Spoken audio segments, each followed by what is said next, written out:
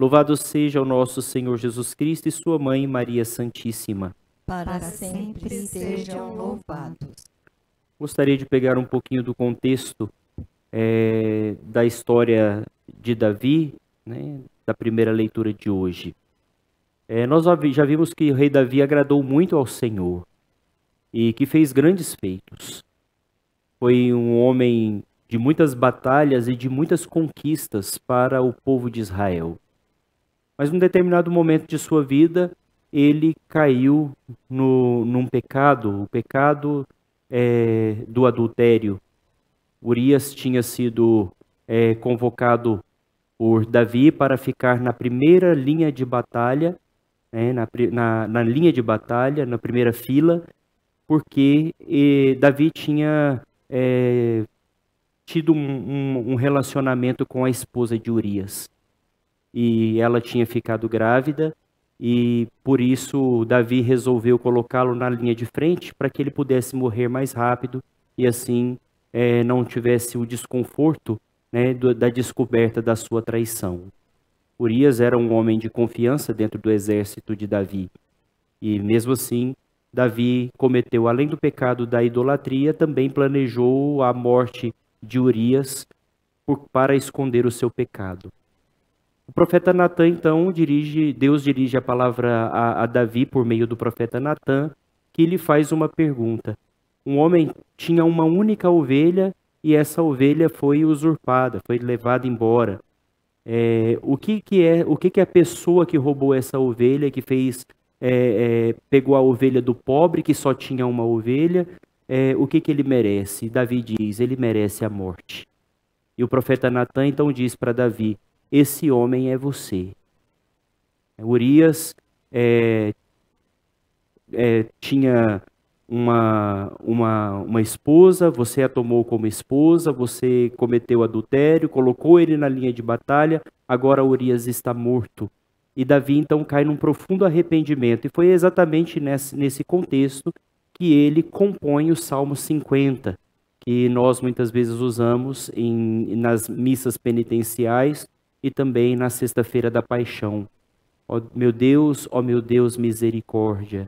Né? E Davi faz então uma oração muito profunda. Apesar disso, Davi fica acabrunhado diante do seu pecado, da sua injustiça, porque de fato tinha feito mal aos olhos do Senhor. E conforme foi passando o tempo, Absalão, que era filho de Davi, tenta usurpar o trono do rei. E ele então, querendo matar o seu próprio pai, e ele começa a ser bem visto, Absalão começa a ser bem visto aos olhos do povo. E Davi então foge de Absalão, seu filho, para que ele não pudesse ser morto. Né? E naquela ocasião ele entra numa determinada cidade e Semei, que era da parentela do rei Saul, começa a amaldiçoar Davi, porque Davi foi acusado por ele de ter usurpado o trono no lugar de Saul. Na verdade, nós sabemos que Deus o escolheu, mas o parente de Saul acreditava que Davi tinha, na verdade, usurpado o seu trono. E diante de tudo isso, os soldados de Davi começam a dizer, vamos fazer o seguinte, vamos matar esse homem, vamos calar a sua boca, não podemos permitir que ele te amaldiçoe. E Davi simplesmente se silencia e diz, se Deus o escolheu para amaldiçoar Davi, é porque eu fiz o mal aos seus olhos e eu mereço tudo isso. Mas não vamos tocar a mão neste homem. É interessante como Davi é um homem de caráter e de uma experiência religiosa muito profunda. E a partir do momento em que ele experimenta de Deus a sua misericórdia, também se torna um homem muito misericordioso. O Evangelho nos fala de Jesus que vai para uma região de pagãos, a região dos Gerazenos, e naquela região um homem estava possuído por um espírito impuro.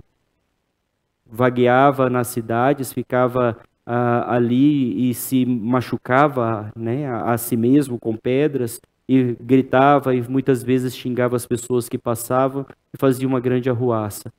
E quando Jesus chega perto daquele homem, os demônios, né, que era conhecido como legião, começa a dizer: não nos atormente.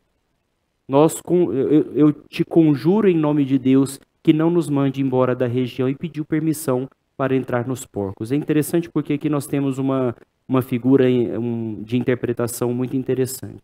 Os porcos eram considerados animais impuros, e Jesus então permite que a legião de demônios vá para os demônios, e eles caem no precipício e todos morrem.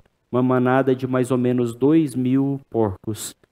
E depois de tudo isso, o homem se encontrava liberto da sua opressão, da opressão daqueles espíritos impuros, e todos admiravam aquilo que tinha acontecido. Mas não bastava somente a admiração, né? Eles mandam que Jesus vá embora da cidade. Eu acho curioso como muitas vezes nós recebemos de Deus os bens, mas nós não queremos aceitar esse bem em nossa vida. Aqueles homens também, a presença de Jesus era liberdade. A presença de Jesus era paz, era a libertação de uma opressão, mas eles não quiseram a presença de Jesus. Talvez estavam ali pensando no seu prejuízo com a manada de porcos ou qualquer outro motivo, mas eles pedem que Jesus vá embora da sua cidade. No entanto, aquele homem que antes era possuído pelo demônio chega perto de Jesus querendo segui-lo. E Jesus então o despede dizendo: não, você tem os seus familiares, permaneça aqui. E uma coisa que eu acho muito interessante é isso. Muito bonito perceber que a palavra de Deus ainda é anunciada, apesar de Jesus não estar presente fisicamente, mas um discípulo que é conquistado para Cristo, onde está o discípulo, está o próprio Senhor. E naquela região, com certeza, aquele homem, propagando as maravilhas que Deus realizou em sua vida, era um anunciador do Evangelho, como um embaixador de Cristo. Louvado seja o nosso Senhor Jesus Cristo. Para sempre seja louvado.